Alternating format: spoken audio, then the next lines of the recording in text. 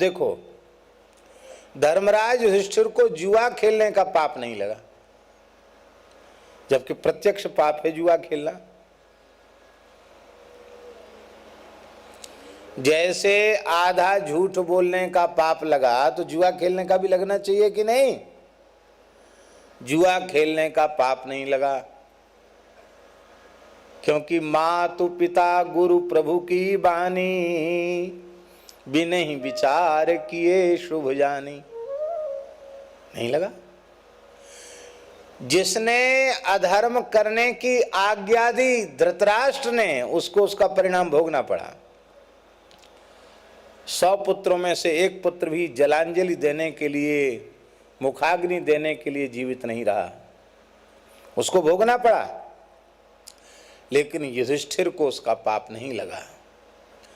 शास्त्र विरुद्ध, सदाचार विरुद्ध आज्ञा माता पिता गुरु देते हैं तो उसका परिणाम उनको भोगना पड़ेगा, तुमको नहीं भोगना पड़ेगा।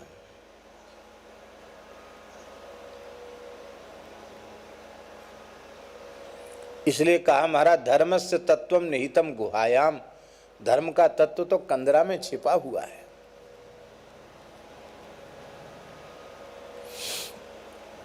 गहना कर्मणो गति, कर्म की गति बहुत गहन है, सूक्ष्म है। इसलिए परीक्षित जी का प्रश्न है कि पाप कर्म से बचना बहुत अधिक कठिन है। कई बार तो ऐसा होता है कि मनुष्य को यह समझ आने में भी बहुत देरी लग जाती है कि यह पाप कर्म है। वर्तमान जो शिक्षा है उसमें धर्मशास्त्र का तो कहीं कोई स्थान है नहीं, सदाचार का स्थान है नहीं। तो अब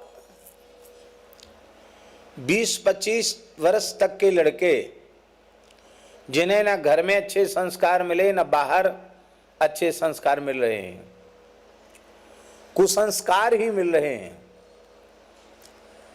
उनको तो समझ में नहीं आता कि स्वर्ग नरक भी कुछ होता है, झूठ पाप भी कुछ होता है। वो तो जो मन में आए सो खाए, जो मन में आया सो पिए, जैसा चाहा वो किए, जो मन में आया सो ही किया उन्होंने, उनको कोई परवाह नहीं।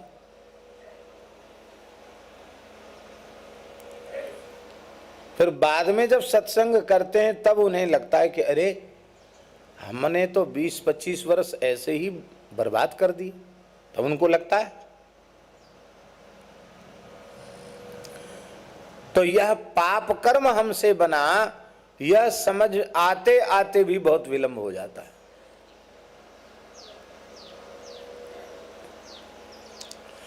लेकिन श्रीमद् भगवद गीता में भगवान ने बड़ी ऊंची बात कही। भगवान ने कहा कि कथनचित भले ही किसी से भयंकर पाप कर्म बन गए हों, पर संत सद्गुरु की शरण ग्रहण करने के बाद, सत्संग करने के बाद समझ आ जाए कि ये हमसे भूल बन गई है, और फिर पश्चाताप करे और तीव्र गति से साधन में लग जाए, भजन में लग जाए,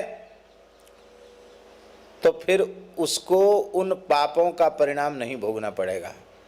भगवान कह रहे हैं अपिचेत सुदुराचारो, दुराचारा नहीं सुदुराचारः, अपिचेत सुदुराचारो भजते माम अनन्य भाग,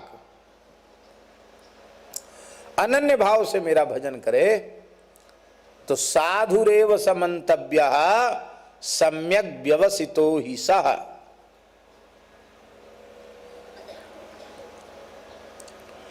जगाई मधाई, उनसे कौन से पाप नहीं बने थे। नाम तो ब्राह्मण कुल, जन्म तो ब्राह्मण कुल में हुआ था, नाम मात्र के ब्राह्मण थे। कैसे ब्राह्मण थे? प्रियादास जी ने लिखा है, कोटि कोटि अजामिल बार डारों विप्रताप, ऐसे थे। करोड़ों करोड़ों अजामिल न्योछावर कर देने तो भी कमती है, इतने दुष्ट थे दोनों, जगाई और मधाई। पर श्रीपाद नित्यानंद प्रभु की कृपा हो गई, श्री नामाचार्य हरिदास ठाकुर की कृपा हो गई, और इन दो महत्पुरुषों के माध्यम से महाप्रभु जी की कृपा हो गई। तो कोई कल्पना कर सकता था कि कल तक जो ऐसे थे आज वे झाड़ू लगा रहे हैं, स्वपच को भी प्रणाम करके रो करके प्रार्थना कर रहे हैं कि तुम्हारे प्रति कोई अपराध बनाओ, तुम हृदय से क्षमा कर दो, हमें कृष्ण प्रेम प्राप्त हो जाए, हम धन्य हो जाएं। उनकी दीनता को देखकर बड़े बड़े लोगों के हृदय पिघलने लग जाते थे। महाप्रभु जी ने तो यहां तक कह दिया, इनके पूर्व पापों का स्मरण करके इनसे कोई घृणा करेगा, इनकी निंदा करेगा, तो वह भगवत कृष्ण प्रेम से वंचित हो जाएगा, उसको वैष्णवापराध लगेगा। आप सोचो,